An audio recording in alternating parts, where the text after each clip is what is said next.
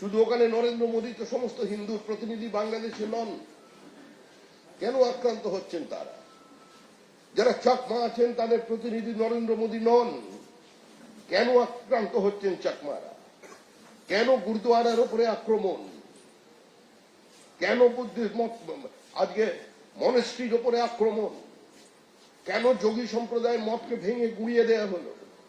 কেন রবীন্দ্রনাথের প্রতিমাকে ওখানে টুকরো করা হলো মূর্তিকে?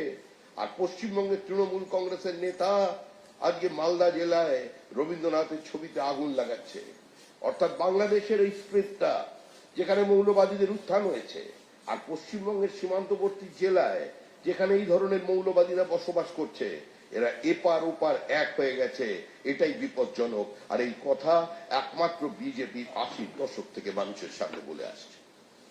আজকে সমস্ত সিপিএম, সমস্ত তৃণমূল কংগ্রেসের সুস্থ স্বাভাবিক মানুষকে, সংখ্যালঘু সমাজের সমস্ত সচেতন মানুষকে,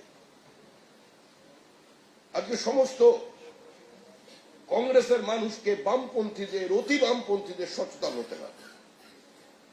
বাংলাদেশে প্রথম যিনি রাজনৈতিক নেতা গুলিবিদ্ধ হয়েছেন তিনি বিজেপি নন, তিনি কমিউনিস্ট পার্টি অফ বাংলাদেশের প্রতিনিধি, সম্পাদক। তিনি কোনো ধর্ম মানেন না, তিনি এদিকেও নেই ওদিকেও নেই, হাসিনার সঙ্গেও নেই, খালেদার সঙ্গেও নেই, কিন্তু তাকে গুলি করে মেরে ফেলা হলো কারণ তার পদবিটা একটু গোলমেলে, মানে ও দেশের সঙ্গে খাপ খাচ্ছিল না। আর এ রাজ্যের যারা আছে মৌলবাদী, আজকে সেই মৌলবাদের উত্থান হচ্ছে। দেখুন, ওদিকে মৌলবাদের উত্থান আর এদিকে বাবরি মসজিদ তৈরির প্রচেষ্টা হুমায়ুনের। আবার এখানে যিনি ধর্ম না মানা পার্টির নেতা, যিনি সকাল থেকে রাত্রি পর্যন্ত বিজেপিকে আক্রমণ করছেন, কমিউনিস্ট পার্টি অফ ইন্ডিয়া মার্কসিস্টের নেতা, তিনি নাকি আবার রাত্রিবেলা গোপনে গিয়ে মিটিং করেছেন হুমায়ুনের সঙ্গে। যারা সাম্প্রদায়িকতার রাজনীতি করছেন এদের চিহ্নিত করতে হবে, কারণ ওপারে যদি কোনো গন্ডগোল হয়, দুজনে যদি একসঙ্গে বেড়াতে যায়, গুলি খাবে প্রথম সুজন চক্রবর্তী, মোহাম্মদ সেলিম খাবে না। অর্থাৎ এই বাবরি মসজিদ তৈরির পিছনেও সিপিআইএম পার্টির মধ্যে মোহাম্মদ সেলিম আছে। আর হুমায়ুন কোন বিচ্ছিন্ন ব্যক্তিত্ব নয়, তৃণমূলই হুমায়ুন, হুমায়ুনই তৃণমূল। এটা তৃণমূলের ব্রিটিশ। হুমায়ুনকে রেখে পিছনের দরজা দিয়ে ক্ষমতায় আসবার চেষ্টা করছে তৃণমূল। প্রয়োজনে হুমায়ুনকে উপমুখ্যমন্ত্রী বানিয়ে দেবে তৃণমূল। এটাই তৃণমূলের প্ল্যান বি।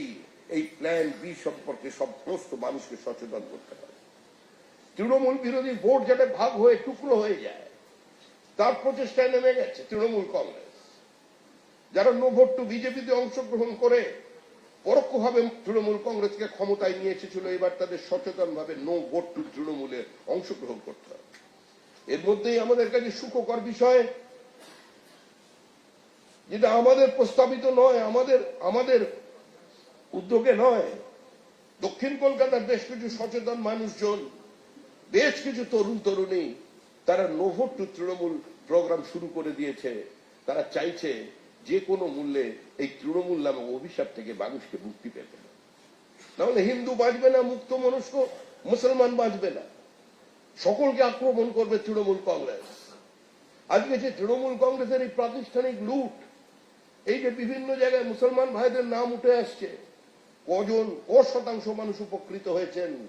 1% কম। বাদ বাকি একটাই চিত্র, দারিদ্র, অনাহার।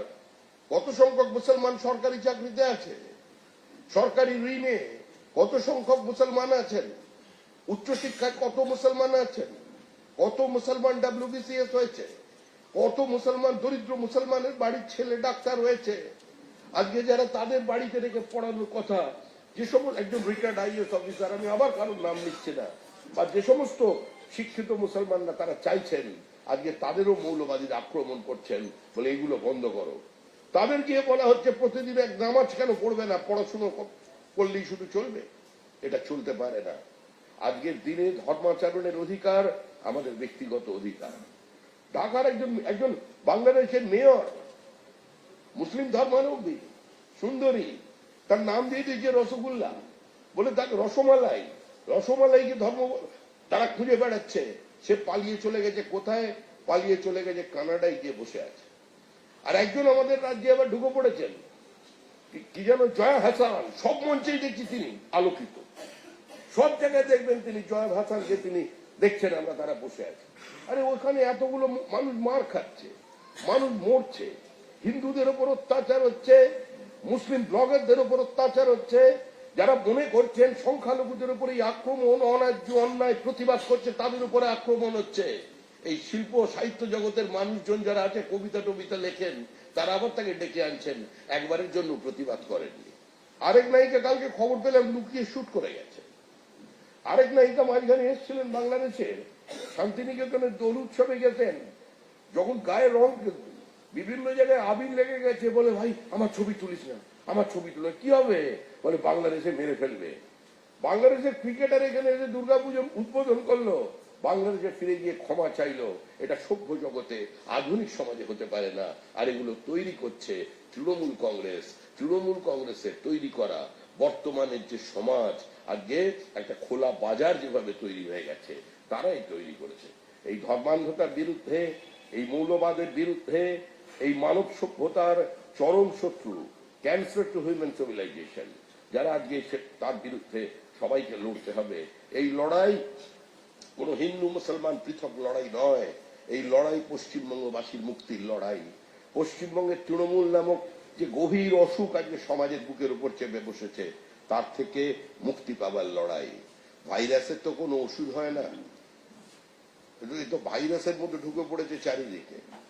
ভাইরাসের ওষুধ একটাই হচ্ছে ওই সিম্পটোম্যাটিক ট্রিটমেন্ট, যেখানে যেটা প্রয়োজন সেখানে সেটা করে দেওয়া, আর যেখানে যেটা দরকার সেখানে সেটা পৌঁছে দেওয়া। সেই কাজগুলো আপনারা করবেন তৃণমূলের থেকে।